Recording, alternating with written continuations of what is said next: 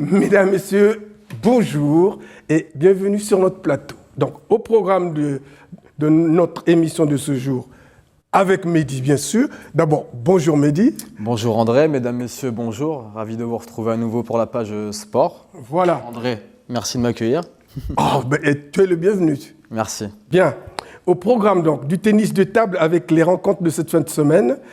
Ensuite, vous aurez l'annonce du repas dansant que le club va organiser.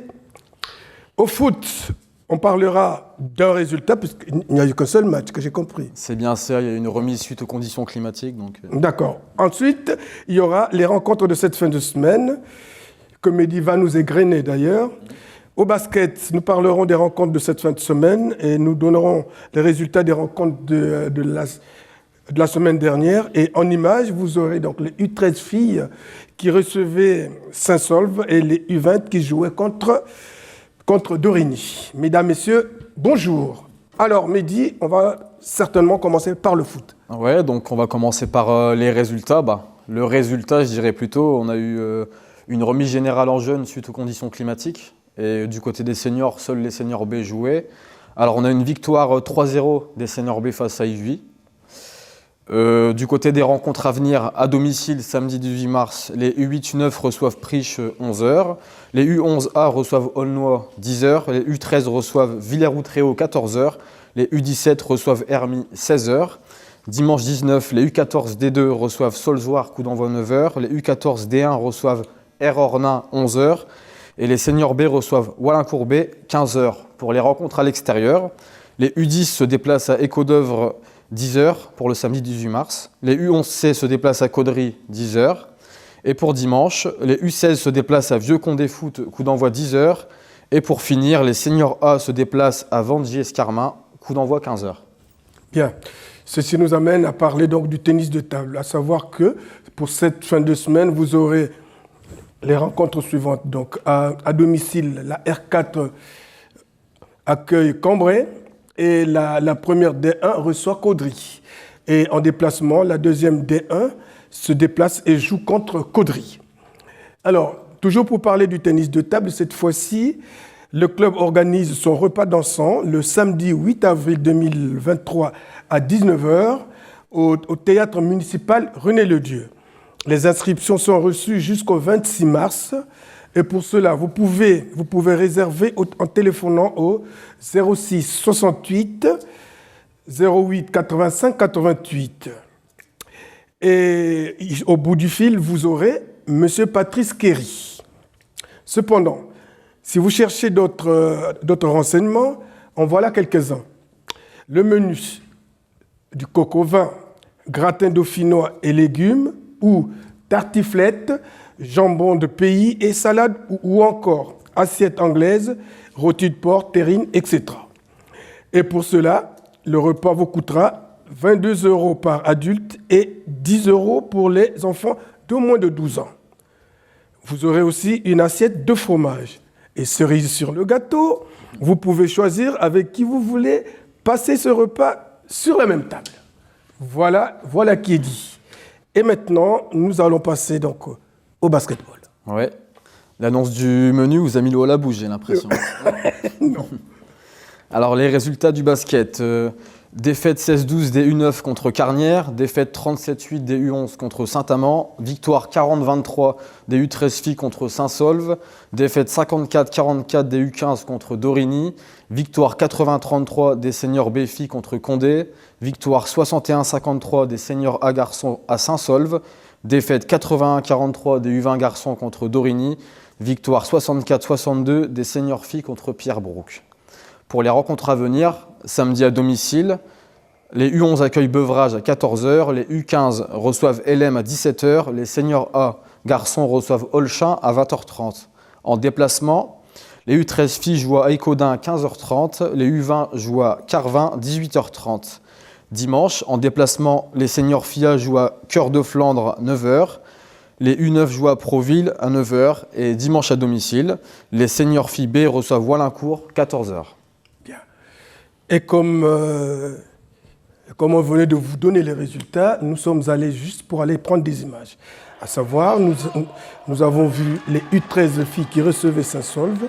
Ces U13 qui sont en train d'acquérir une certaine maturité sportive nous donnent le signal pour dire qu'une relève est en gestation et qu'il faudra compter avec elle. Il nous reste à nous de leur faire confiance. Contre Saint-Saulve, elles ont démontré une certaine efficacité. Le score nous le prouve. Le Cateau 40, Saint-Saulve 23. Un reportage de Claude Delcourt. Alors, moi, c'est Liévard Léo, coach des U13 filles de Saint-Saulve. Et voilà. Alors, quel bilan tiré de votre match? Première mi-temps très difficile, on a eu du mal à se mettre dedans. Mais deuxième plutôt cohérente par rapport au nombre d'absents qu'on avait. Et on finit par perdre le match de 17 points, mais ce qui est raisonnable. Alors, qu'est-ce que vous dites à vos filles? Qu'il faut beaucoup de travail et que la cohésion d'équipe sera le plus important pour la fin de saison. Alors, où en êtes-vous au niveau du classement?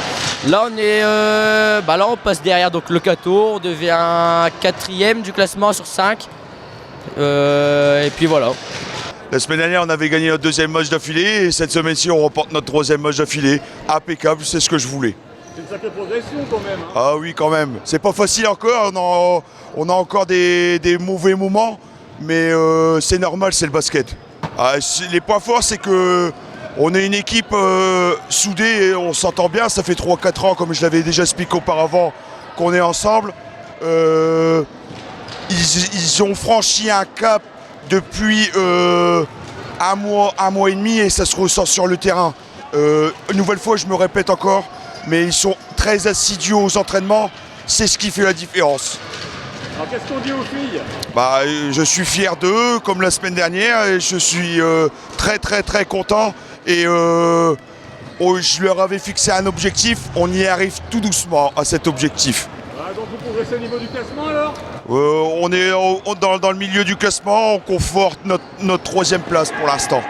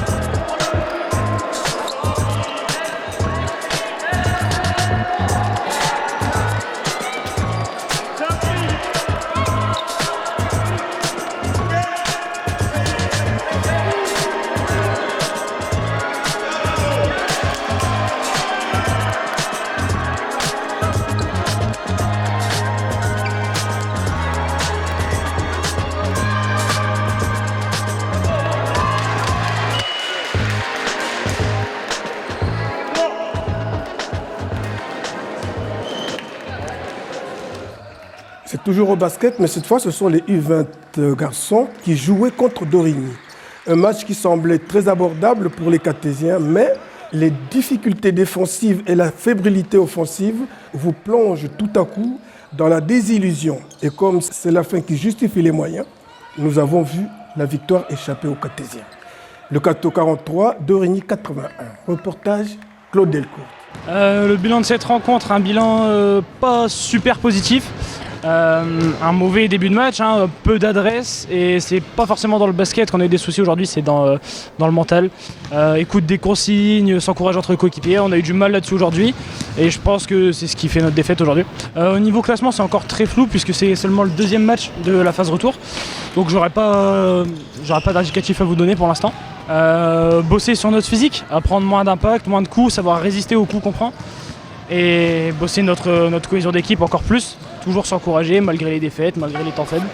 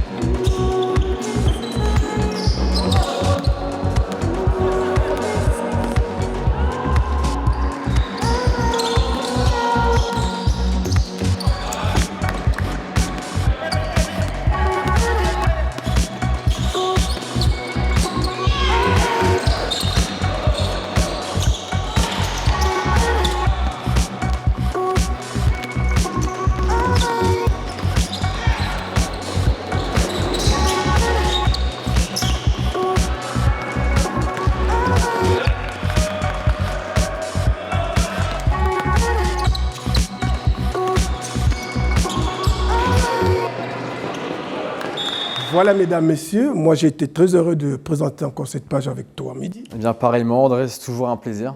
Voilà. Et donc, qu'est-ce qu'il faut leur dire?